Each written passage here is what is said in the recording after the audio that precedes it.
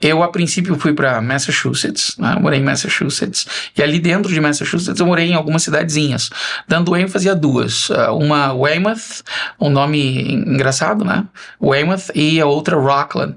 Inclusive uma cidade cheia de brasileiros. Os brasileiros chamam de Rocklândia. É Rockland o nome da... Massachusetts é o celeiro brasileiro, não? Ou a Flórida também está competindo? Como é? Olha, eu diria que em Massachusetts a concentração de brasileiros é bem maior. Nós temos uma cidade lá chamada Framingham, né, onde a concentração de brasileiro é tão grande que os profissionais dos serviços públicos são brasileiros. São brasileiros. Sim. Eu estive lá, eu já passei. Você passou por Framingham. Sim. É engraçado Ela que... é pertinho de Boston. Sim, pertinho de Boston. Em Massachusetts é bem pequeno. Ali você encontra coisas que não encontra em outros lugares dos Estados Unidos, por exemplo. Lá nos Estados Unidos eles não usam guarda-roupas, por exemplo, né? O closet. Você sempre tem no quarto ali, você tem um lugarzinho para guardar as suas roupas, né? Mas em Massachusetts você encontra lojas vendendo guarda-roupas, né? Coisa que o americano não compra. E o pessoal do corpo de bombeiros, os policiais, os gerentes dos bancos americanos, brasileiros. Tudo brasileiro. A grande maioria brasileira. Por isso que eles vão para lá, por ter essa receptividade, esse acolhimento, talvez por conta da gama de brasileiros, até porque lá a língua lá, a parte do sul aqui da Flórida, que também eu acho que sempre teve na Flórida. Sim, morando, também, né? depois me mudei para Orlando. É mais fácil, né? Então, na verdade, assim, tem uma história por trás disso. É bem interessante, né? O Brasil foi aliado dos Estados Unidos na Segunda Guerra Mundial. Né? E os americanos montaram bases militares em Governador Valadares, que inclusive hoje é conhecido como Governador Valadólar, né? Devido aí ao grande número de pessoas, né, que não falou Glória, falou dólar, né? Exato, mais ou menos assim. Mais ou menos assim. Então, assim, os brasileiros também foram, né, para os Estados Unidos, né, e eles se alojavam no estado de Massachusetts, né. Eles têm uma base lá em Cape Cod, não sei exatamente aonde foi, né, essa base, mas havia esse intercâmbio, né. Então os brasileiros foram para lá e assim... Você precisa de um para que leve um amigo, para que leve mais um amigo, né? E daí traz o primo, traz o pai, o irmão, e a comunidade brasileira foi se formando ali. E hoje em dia eles têm lá as Brahmas, a Associação Brasileira de Massachusetts, né? Então assim, os brasileiros literalmente tomaram conta do pedaço ali. Eu acredito que devido a isso, né, o maior número de brasileiros indo para os Estados Unidos é exatamente... Por isso que os mineiros, então, tem a maior gama lá é mineiro, goiano. A maior gama lá é mineiro, Mas assim, hoje em dia já está bem mais diversificado, né? A comunidade brasileira é muito grande, na Flórida também, em Atlanta, né? Mas assim, claramente, quando você faz uma análise, você percebe que os brasileiros, eles estão... mais agrupados, né?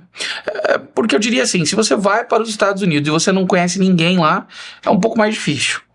Mas a partir do momento em que você tem alguém lá, já se torna mais fácil. Então, é isso, um acaba trazendo o outro. Joey, e Rondônia, onde entra? Ali você citou o governador Valadares, né? Minas, com essa situação da Segunda Guerra Mundial. E por que Rondônia, em especial o Rolim de Moura, Alta Floresta, Santa Luzia? Tá essa evasão. Então, o que está acontecendo? Você que esteve lá, você que é professor de inglês e leciona para várias pessoas ao redor do mundo, né? Você tem alunos... Sim, alunos de fora do estado, fora do Brasil também. Fora do Brasil. O que leva? O que está levando essas pessoas a irem? Bom, na verdade é o seguinte, isso acontece de tempos em tempos, né? Tem tudo a ver com a situação em que nós estamos vivendo. Situação política... Eu diria que a situação política, a situação econômica, a insegurança, né? A alta do dólar, né? Tudo isso faz com que os brasileiros queiram ir. Na minha época, nós não tínhamos faculdades aqui em Rondônia. Nós tínhamos a Unir, em Porto Velho, e nós tínhamos a UBRA, em Paraná. Sim. Então, assim, o estudante terminava o segundo grau e ele tinha condições financeiras de ir para uma das duas faculdades, tendo em vista que fazer a faculdade federal, né, a pessoa teria que ir para Porto Velho, arrumar moradia, ser sustentado pelo pai enquanto estudava, passar no vestibular, que naquela época era super, hiper, mega concorrido, porque o Brasil inteiro vinha fazer vestibular aqui, né? Então, assim, era praticamente impossível, né? Então, naquela época, o café estourou no Brasil, e aqui em Rondônia, principalmente. Então, o pessoal de Rondônia, eles tinham condições de financiar uma travessia pelo México, né? Eu, graças a Deus, eu fui com visto, eu não passei pelo México, eu não conhecia essa situação, mas lá eu via pessoas chegando todos os dias. Todos os dias. Tive a oportunidade de conversar com muitas e muitas pessoas e acolher pessoas, né? Lá.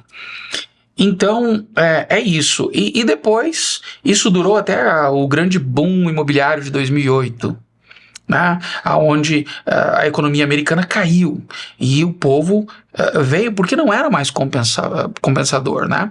Trabalhar nos Estados Unidos, não ganhar o suficiente, o aluguel muito caro. Então, os brasileiros começaram a voltar para o Brasil em massa.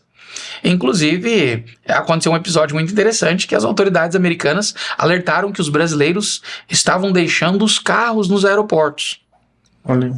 Ou seja, carro nos Estados Unidos não tem valor, né? Muito barato, né? Eu comprei uma Mercedes lá por $7 mil. No Brasil ela custava mais de R$200 mil. Tá? Então, eles iam e deixavam os seus carros nos aeroportos. Era mais barato deixar? Deixava. Mas por que para vender o carro? Né? Eu vou embora, deixava o carro ali. Muitas vezes os carros financiados, né? Os brasileiros pagavam um tempo e abandonavam. Aí depois de um dia, 24 horas, né? O pessoal passa, retira, guincha e leva para um pátio. E aí começaram a pesquisar e descobriram que os brasileiros estavam abandonando seus respectivos veículos ali em massa. Esse é o jeitinho brasileiro, não? Olha, eu acho que esse jeitinho brasileiro, inclusive eu explicava isso aos americanos, né? The Little Brazilian Way. Eu acredito que só o brasileiro ele consegue se adaptar ali, né? É um verdadeiro camaleão, ele consegue se adaptar ali. E aonde você vai, tem brasileiro. Aonde você vai, tem brasileiro. Exato. Você vai, tem brasileiro. Sim, sim.